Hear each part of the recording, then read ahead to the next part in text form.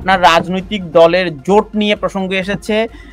গণ অধিকার পরিষদের সভাপতি ভিপি নূর প্রসঙ্গ এসেছে যে তিনি আপনাদের রাজনৈতিক দলে যুক্ত হতে চাইছেন, তার রাজনৈতিক দল বিলুপ্ত করে।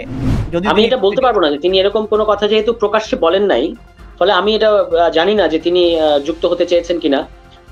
তবে আমাদের মধ্যে যোগাযোগ আছে, যোগাযোগ ছিল। তো কার সাথে আপনাদের জোটের পরিকল্পনা রয়েছে?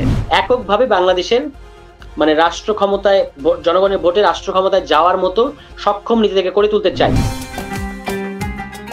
এই রমজানে কোনো প্রকার ফি ছাড়াই আপনার প্রিয়জনকে টাকা পাঠান সোনালী পের মাধ্যমে। টাকা যাবে দেশে সোনালী পের সাথে। আপনার রাজনৈতিক দলের জোট নিয়ে প্রসঙ্গ এসেছে। গণ অধিকার পরিষদের সভাপতি ভিপি নূর প্রসঙ্গ এসেছে যে তিনি আপনাদের রাজনৈতিক দলে যুক্ত হতে চাইছেন, তার রাজনৈতিক দল বিলুপ্ত করে। এই বিষয়ে আদৌ কতটুকু সত্যতা রয়েছে? যদি আমি এটা বলতে পারবো না যে তিনি এরকম কোনো কথা যেহেতু প্রকাশ্যে বলেন নাই, ফলে আমি এটা জানি না যে তিনি যুক্ত হতে চেয়েছেন কিনা।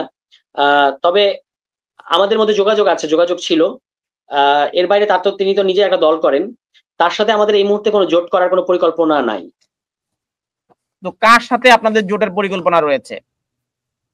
আমরা প্রথমত একটা নতুন দল হিসেবে সারা দেশে সাংগঠনিকভাবে নিজেরা গোছাতে চাই, নিজেদেরকে মানে তৃণমূল পর্যন্ত নিজেদেরকে বিস্তৃত করতে চাই এবং এককভাবে বাংলাদেশের মানে রাষ্ট্র ক্ষমতায়, জনগণের ভোটে রাষ্ট্র ক্ষমতায় যাওয়ার মতো সক্ষম নিজেদেরকে করে তুলতে চাই।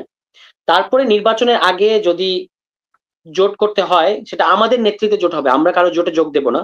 কিন্তু এখনো পর্যন্ত আমরা এই ব্যাপারে কোনো সিদ্ধান্ত নেই নাই।